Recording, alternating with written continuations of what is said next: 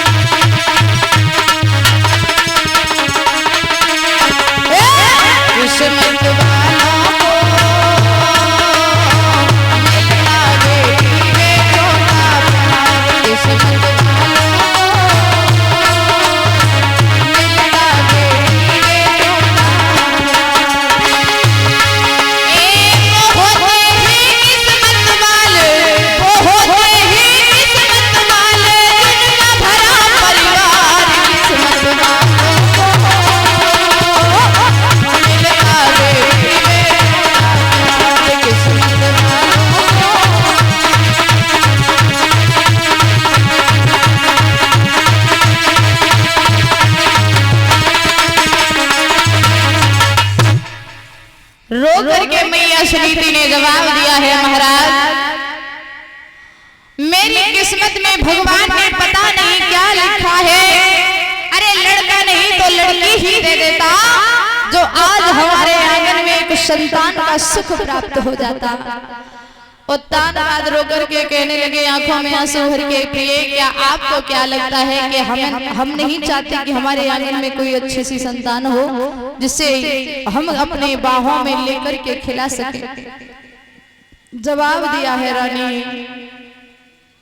सुनीति ने, महाराज अगर हम आपसे एक बात कहें क्या आप वो बात मान सकते हैं? जवाब दिया, प्रिय बोलिए, अगर मानने वाली होगी तो जरूर मानेंगे। बोले एक काम कीजिए, आप दूसरा विवाह कर लीजिए। जैसे इतनी बात कही कि दूसरा विवाह कर लीजिए, और तान बात कहने लगे, क्या पागल है, क्या कह रही है? अरे तुझे पता है कि जो घर में सौत आएगी वो सौत तेरा क्या हाल करेगी?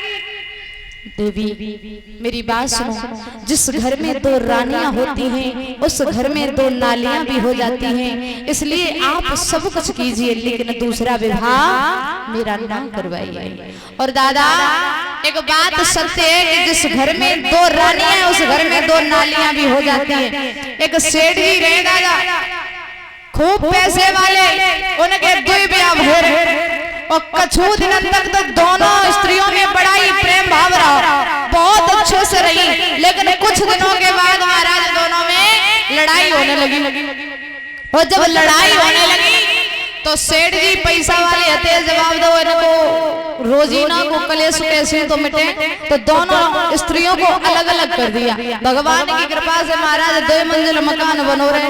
बोले एक काम करो, एक ऊपर रहेगी एक नीचे रहेगी। दादा जब दोनों की अपनी अपनी जगह बांट दी कि एक ऊपर एक नीचे, जवाब दिया 15 दिन हम तेरे ऊपर वाली के पास रहेंगे, 15 दिन नीचे वाली के पास रहेंगे। दोनों ने जवाब दिया ठीक है महाराज, अच्छी बात है, 15-15 दिन जब दोनों को बांटे। अब कछु दिन तक तो महाराज प्यार से रही, लेकिन एक दिन महाराज सेठ जी को कहीं बाहर जाना था, तो उन्होंने दोनों से कहा काम करो, हम बाहर जा रहे हैं, आप प्यार से रहना, लड़ना नहीं, हम कुछ दिनों में लौट करके आएंगे, ठीक है।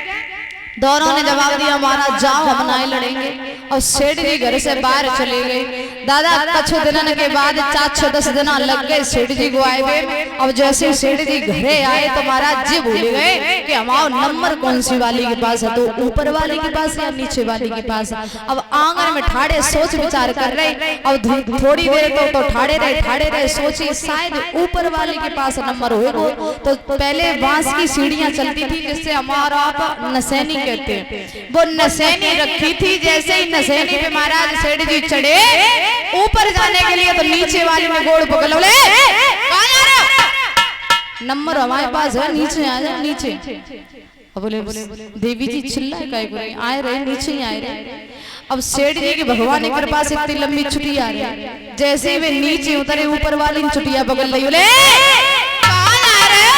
ऊपर चले कितना नंबर हमारे पास है, तो नीचे का वजह जा रहे। अब बोले देवी जी चिल्ला ऊपर ही आए रहे। अब नीचे वाली नीचे खींच रही, ऊपर वाली महाराज चुटिया पकड़ के ऊपर खींच रही। सेठ जी रबड़ से बढ़ने लगे, ऊपर तो नीचे, नीचे तो ऊपर। फैसला नहीं हो पा रहा, सेठ जी जाए तो जाएगा ऊपर या नीचे।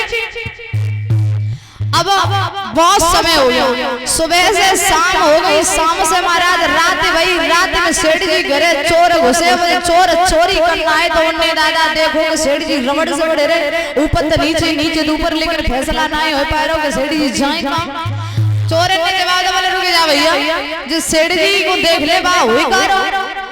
सुबह से शाम, शाम से रात, रात से फिर सुबह हो गई, लेकिन फैसला नहीं हुआ। और जैसे सवेरे के 4 बजे तो चोर ने कही बोले भैया चोरी वोरी तो नहीं करे भाई, लेकिन अगर सवेरे गमेलन ने पकड़ लो तो मात हमारी और तुम्हारी हड्डियों को ढांचो खट्टो हो जाए, तासो काम करो निकल लो।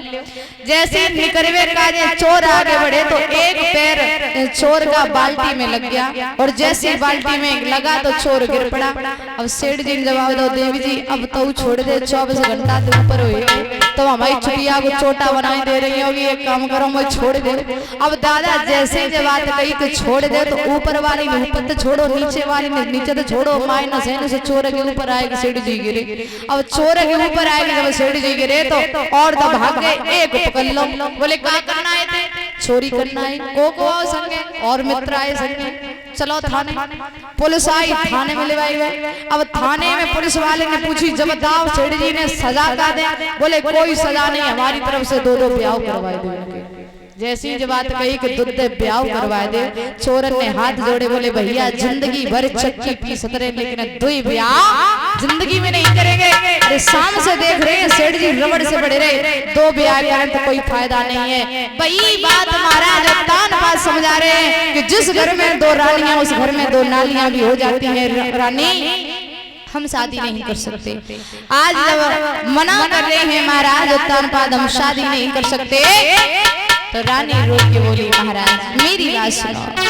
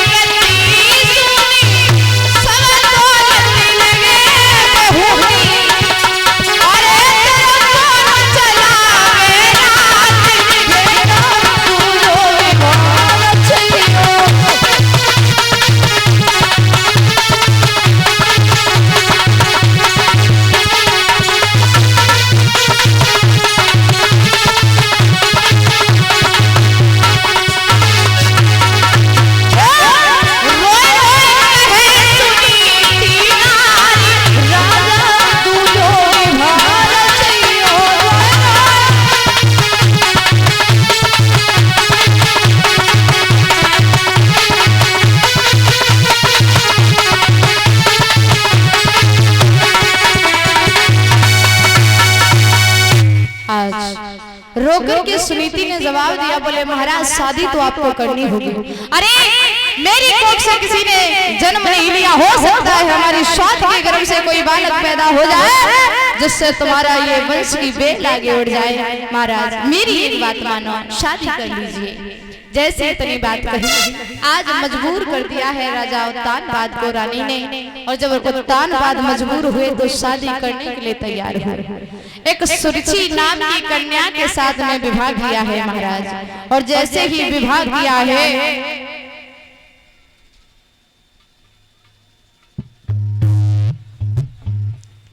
सुरुचि के साथ में विवाह करके आई। ये बात जब रानी सुनीति को पता चली कि विवाह करी